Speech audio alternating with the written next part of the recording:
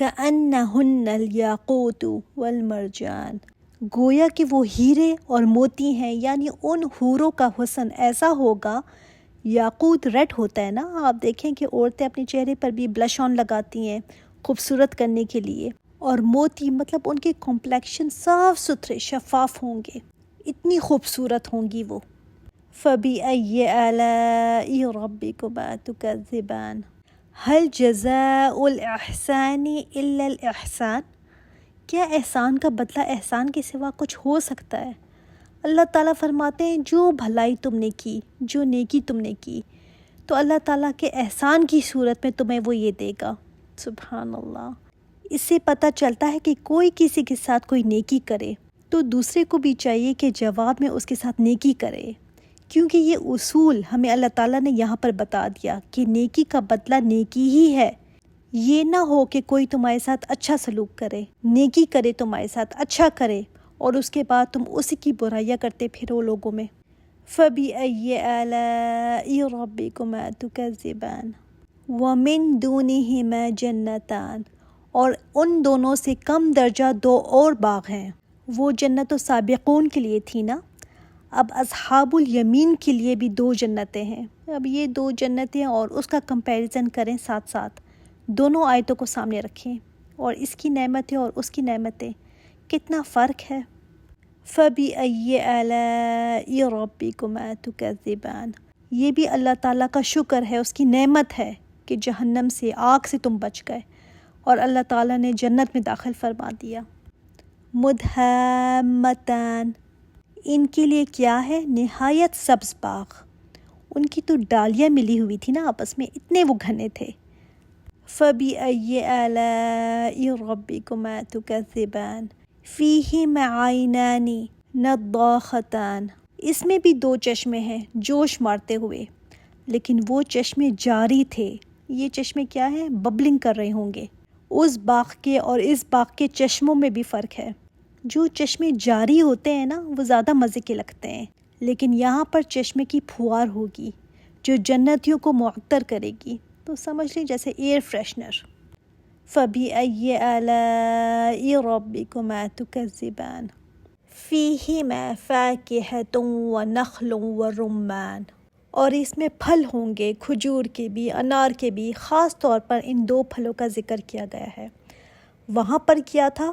Unlimited پھل ہوں گے، اتنی طرح کے پھل ہوں گے کہ ہر پھل کی دو دو طرح کی قسمیں ہوں گی، اور بعض دفعہ نا دو میں بھی کثیر کا معنی آ جاتا ہے، کثیر پھل ہوں گے. اچھا، کھجور اور انار کی بات کی گئی، یہ بات نہیں ہے کہ اور پھل نہیں ہوں گے، لیکن یہ دو پھلوں کی بات اس لیے کی گئی ہے کہ ایک تو عرب لوگ جانتے بھی تھے ان پھلوں کو، جیسے کھجور کے بارے میں بھی بتایا گیا ہے نا، حدیث میں آتا ہے کہ یہ مٹکے کے برابر ہوں گے، دودھ سے زیادہ سفید اور شہد سے زیادہ میٹھی اور مکھن سے زیادہ نرم ہوگی، ایسی ہوں گی یہ کھجوریں.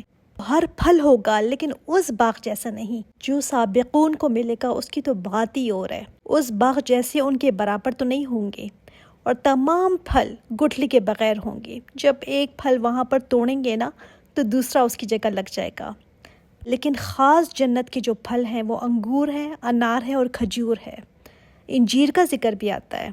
تو فاکہۃ سے مراد سیب بھی لیا گیا ہے اور میوے بھی لیے گئے ہیں، وہ بھی ہو سکتے ہیں. فَبِأَيِّ آلَاءِ رَبِّكُمَا تُكَذِّبَانِ فِيهِنَّ خَيْرَاتٌ حِسَانٌ، اس میں ہوں گی خوبصورت عورتیں، بڑے اخلاق والی ہوں گی.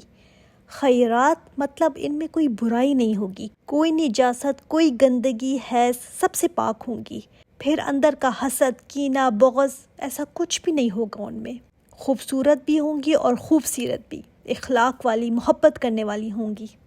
فَبِأَيِّ آلَاءِ رَبِّكُمَا تُكَذِّبَانِ حُورٌ مَقْصُورَاتٌ فِي الْخِيَامِ، یہ حوریں محفوظ ہوں گی خیموں میں. پہلے آیا نا قاصرات، انہوں نے خود نگاہیں جھکائی ہوئی ہوں گی. یہاں آیا مقصورات، خیموں میں ٹھہرائی گئی ہوں گی، روکا گیا ہوگا ان کو خیموں میں. جنت کے خیمے تو موتی سے بنے ہوں گے. یہ موتی اتنا بڑا ہوگا کہ ایک جگہ پر بیٹھا ہوا دوسرے کنارے والے اس کو نظر نہیں آ رہے ہوں گے. سبحان اللہ، اتنے بڑے بڑے موتی ہوں گے. اور یہ عورتیں ان خیموں میں ٹھہرائی گئی ہوں گی. آوارہ گردی ادھر ادھر پھرنے والی نہیں ہوں گی۔ یہ بھی عورتوں کی ایک صفت ہے نا کہ وہ اپنے گھر میں ٹھہرے، ضرورت سے باہر جائے لیکن ایسے ہی گھومتی نہ پھرے۔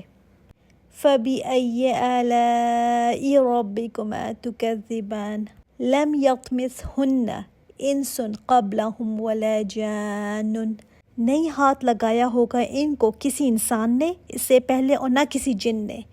یہ بھی عورت کی ایک صفت ہوتی ہے کہ وہ اپنے شوہر کے لیے صرف ہو، تو ان کو کبھی کسی اور نے ہاتھ نہیں لگایا ہوگا، بالکل کنواری ہوں گی۔ فَبِأَيِّ آلَاءِ رَبِّكُمَا تُكَذِّبَانِ مُتَّكِئِينَ عَلَى رَفْرَفٍ خُضْرٍ وَعَبْقَرِيٍّ حِسَانٍ تکیے لگائے ہوں گے ایسے قالینوں پر۔ ان جنتیوں کی مسندوں کی بات آئی تھی نا کہ ان کے گدوں کے اوپر کی لیئر کا تم اندازہ ہی نہیں لگا سکتے کہ وہ کیسے ہیں۔ یہ بھی قالینوں پر تکیے لگائے ہوئے ہوں گے اور ان کی بیویاں بھی خوبصورت ہوں گی، مگر ان کی بات ہی کچھ اور ہے۔ وہ تو یاقوت اور مرجان والی بیوٹی ان کے اندر ہوگی، اتنی صاف و شفاف ہوں گی جیسے موتی سیپی میں ہوتا ہے نا، جس کو کسی نے نہ چھوا ہو، اور چہرے بھی حسین۔ ان کو بیدم مکنون بھی کہا گیا ہے، جیسے انڈے کے اندر باریک چھلی ہوتی ہے نا، ویسی ان کی سکن ہوگی۔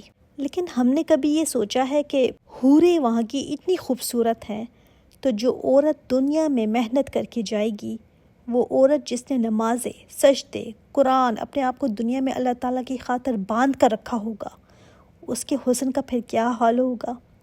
بعض علماء کہتے ہیں کہ ان حوروں سے مرد لذتیں پائیں گے، مگر جس طرح کی محبت وہ اپنی جنتی بیوی کے ساتھ کریں گے ویسے حوروں سے نہیں ہو سکتی، اور دنیا میں تو ہم ان چیزوں کو امیجن ہی نہیں کر سکتے۔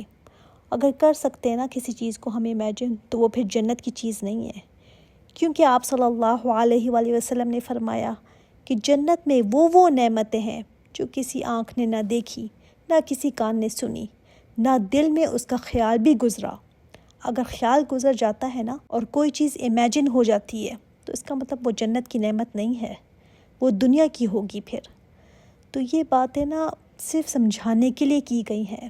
دنیا کی نیک عورت جب جنتی عورت بنے گی تو کیا ہم اندازہ لگا سکتے ہیں اس کی عظمت کا؟ فَبِأَيِّ آلَاءِ رَبِّكُمَا تُكَذِّبَانِ مُتَّكِئِينَ عَلَى رَفْرَفٍ خُضْرٍ وَعَبْقَرِيٍّ حِسَانٍ ایسے قالینوں پر، ایسے مسندوں پر ہوں گے۔ رف کہا گیا نا، تو زمخشری نے کہا ہے کہ ریشم کے خوبصورت اور باریک کپڑے کو رف کہتے ہیں، اور یہ بھی کہا گیا ہے کہ خیمے کے ایک طرف جو کپڑا لٹکا ہوتا ہے نا، اس کو بھی رف کہتے ہیں، اور جنت کے جو لمبے چوڑے کپڑے ہیں نا، ان کو بھی کہا جا سکتا ہے، قالین بھی ہو سکتا ہے۔ تو یہ ایسے ہوں گے، خضرن سبز ہوں گے، گرین کلر بھی انسان کی آنکھوں کو سوت کرتا ہے نا، وَأَبْقَرِيٍّ حِسَانٍ اور جیسے میں نے آپ کو بتایا نا، بہت ہی نفیس، نادر، اعلیٰ کوالٹی کی، بہت ہی خوبصورت۔ ابقرین بہت زیادہ خوبصورت، مطلب آؤٹ آف دس ورلڈ۔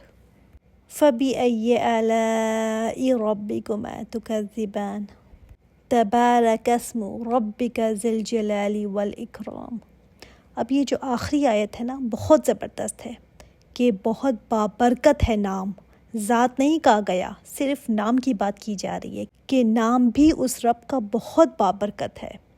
برکت کس کو کہتے ہیں؟ خیر کثیر کو، ایسی خیر جو بڑھتی ہی جائے اور اس میں دوام بھی ہو، کبھی ختم نہ ہو، باقی رہنے والی ہو، ہر قسم کی خیر جو گرو کرے۔ مثلاً آپ کے پاس $100 ہوں اور اس $100 میں ایسی ایسی چیزیں آپ کو مل گئیں کہ آپ نے کہا اللہ، صرف $100 میرے پاس تھا اور اس میں مجھے کتنا کچھ میں نے خرید لیا، یہ برکت ہو گئی اس میں۔ اور وہی $100 آیا آپ کے پاس اور چلا بھی گیا، ایسے چلا گیا، ہاتھ سے ایسے نکل گیا، پتہ ہی نہیں چلا۔ پہلا $100 برکت والا تھا نا، دوسرے میں برکت ہی نہیں تھی، تو اماؤنٹ ایک ہی ہے۔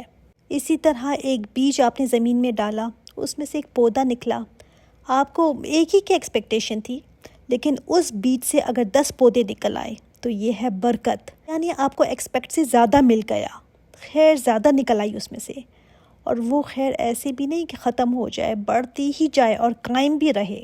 اس کو کہتے ہیں برکہ۔ اللہ تعالیٰ کا نام ہی صرف بابرکت ہے۔ اب جو میں نے آپ کو ڈیفینیشن بتائی ہے نا، اس کو لگائیں اس کے ساتھ کہ اتنی زیادہ خیر، اور خیر بڑھتی ہی جائے، اور ایسی خیر جو باقی رہنے والی ہو۔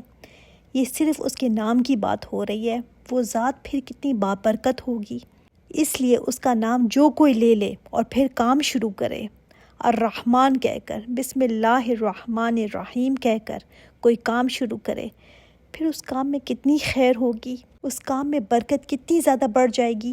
اللہ ہی ہے نا جس چیز میں چاہے برکت ڈال دے اور چاہے تو کسی چیز سے نکال دے۔ یہ ہماری کوشش سے نہیں ہو سکتا۔ یہ برکت ایسی کوئی چیز نہیں ہے کہ ہم بازار سے خرید کر لے آئیں اور ڈال دیں اپنے گھر میں، اپنے پیسوں میں۔ اللہ تعالیٰ ہی ڈالتا ہے، جس چیز میں چاہے خیر ڈال دے اور جس چیز میں چاہے خیر بڑھاتا ہی جائے۔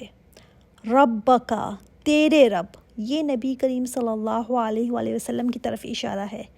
پوری صورت میں رسالت کی بات نہیں آئی، اینڈ میں آ کر رسالت کی بات آئی۔ تیرے رب کا، آپ صلی اللہ علیہ وآلہ وسلم کو لا کر یہ بتا دیا گیا کہ جو بھی جنت کی یہ نعمتیں چاہتا ہے نا، اس کو چاہیے کہ آپ صلی اللہ علیہ وآلہ وسلم کی رسالت پر ایمان لے کر آئے۔ وہ آپ کا رب ہے۔ اور یہ بھی کہ آپ صلی اللہ علیہ وآلہ وسلم کو یہاں پر اعزاز دیا گیا ہے، تیرے رب کا۔ سب کا رب نہیں کہا گیا، ربو کو ماں کہہ کر سارے جن و انس کو آنر نہیں دیا گیا، بلکہ آپ صلی اللہ علیہ وآلہ وسلم کو تسلی دی گئی کہ آپ کا رب ہے نا، اس کا تو نام ہی بہت بابرکت ہے، وہ آپ کی حفاظت کرے گا۔ اے نبی، آپ کیوں گھبراتے ہیں؟ ذی الجلال والاکرام، جو جلال والا ہے، بڑی ہی عزت والا ہے۔